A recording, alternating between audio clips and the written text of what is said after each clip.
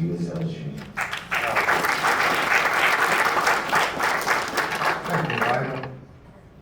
Well, I woke up this morning and prepared myself.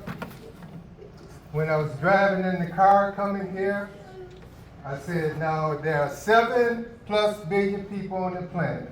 Who will I meet today? I'm so honored to be in the presence of great minds. Ms. Priscilla, I want to thank you for your invitation. I also want to say rest in peace to Larry and to everyone else. Thank you for your presence.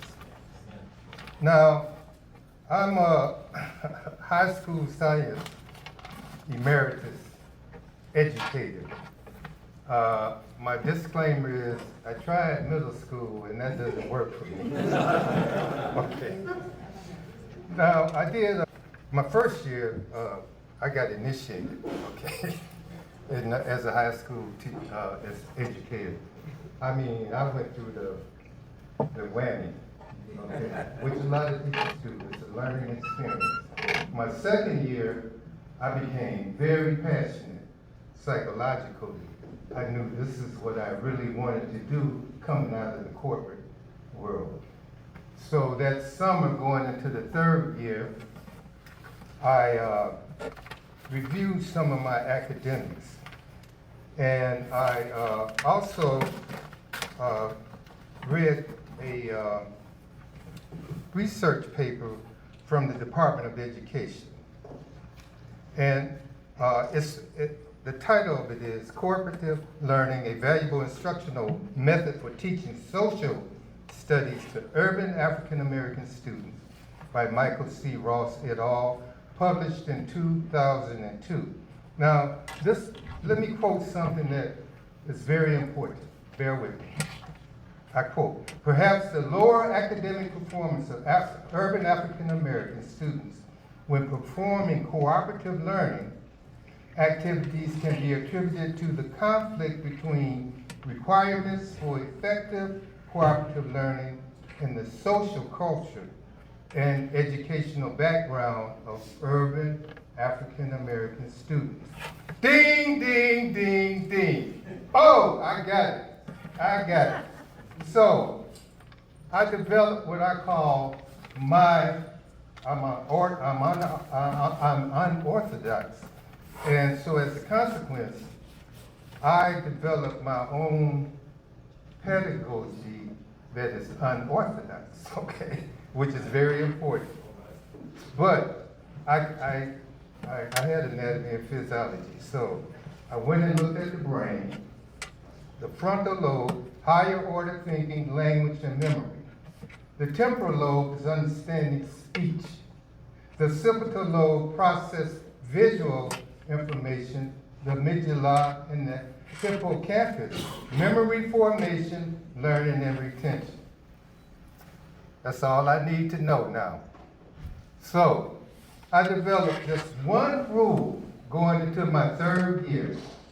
One rule for the rest of my career as a high school educator. First day, repeat after me. I will read, I will write, I will speak. I will articulate what I read, write, and speak. So, you know, my certification endorsements is science and chemistry from Michigan, not blue or green.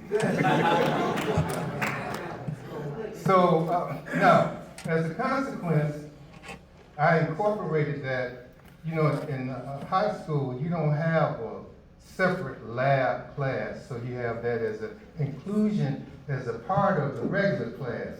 I used my corporate skills of management, assigned real tasks for 4 individuals in the cooperative group.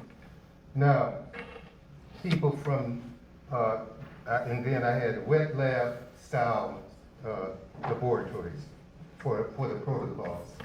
And so as a consequence, the labs, everybody, one of the assignments is that the person would have to report their results. I started Bell problems. When you walk in, beginning I use open-ended questions. For example, can hate put out a match, a lit match? What's the most expensive piece of meat that there is? And then as we progress with the different concepts of the different subjects, then I would specifically like write the question, is A correct? Why is it correct? Why is it not? So from these parts of the brain, I knew I had to hit the brain 20 to 27 times to promote long-term learning. So you wrote all the time, which helped you for these ACT and SAT, etc. And then I use an open forum.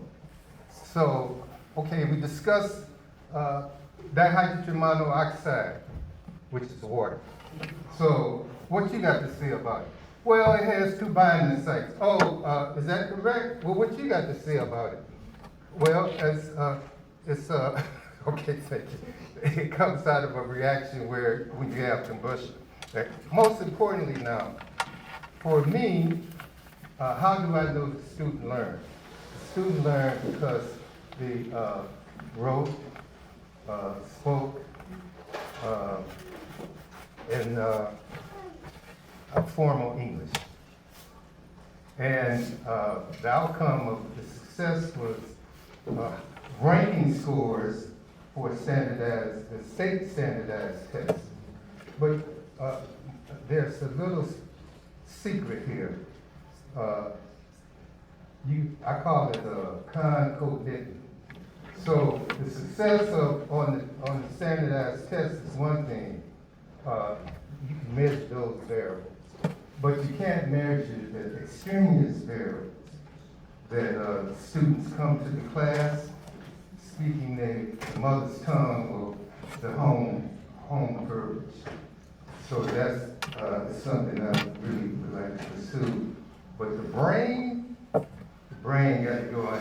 Thank you.